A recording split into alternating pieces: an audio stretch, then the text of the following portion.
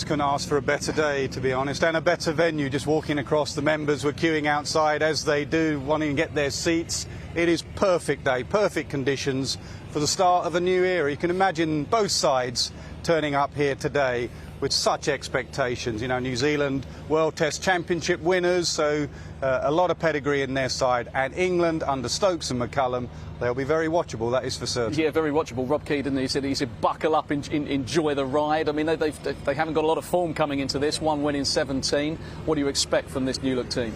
It is one win in 17, but in England, you know, conditions suit with the Duke's ball. They've got their two veterans back in Broad and Anderson. New Zealand are slightly undercooked. You know, a couple of players maybe coming from IPL, an injury. Kane Williamson short of a few runs. So there is an opportunity. This is the opportunity here, while New Zealand are slightly undercooked, to try and put your foot down and really establish something in the series, because you feel New Zealand will get better through the series. So I'm looking forward to watching Stokes as a captain. You know, he's a full-on cricketer. He's a winner. You know, like last time they were here in New Zealand, England on that last day was set 280 to go and chase, and they never ever tried to chase it. Under McCullum and Stokes, you bet they will go and chase that. Yeah, they'll be chasing. We're going to focus on Stokes in just a minute, but I'm also interested in Joe Root, because obviously he's now back in the rank and file. That didn't happen with you as captain. You kind of went, right, I'm done, and off into the sunset you sailed. But Nick, you think that Joe Root's best position is 4. I know Nas thinks 3. Tell him why you think 4.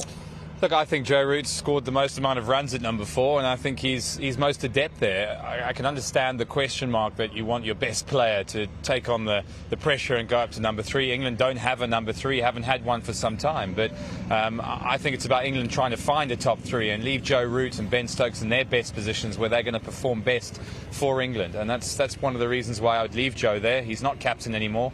Let him get on with his job and let him keep scoring hundreds for England.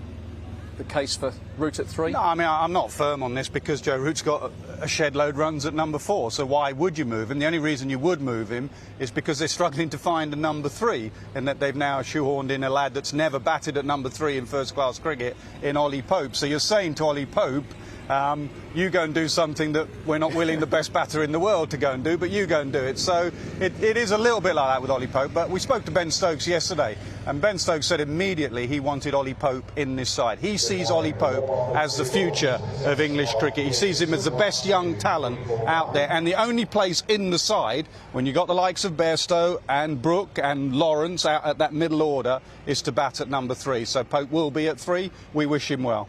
I'm seeing pictures of Ben Stokes here. What type of leader do you think he's going to be? What have you made of him so far? I think he'll be a smart leader. You know, everyone is pigeonholing both him and McCullum as these sort of gung-ho, we're going to get 600 in 2 days, go out and smash it. Brendan got a 13-hour triple hundred, played over 100 test matches, so he knows all about test match cricket. And Ben Stokes is a very smart cricketer. 2 not out in 66 deliveries at Headingley, and then he flipped gears and he changed gears. So he knows when to adapt to conditions, when to play a certain way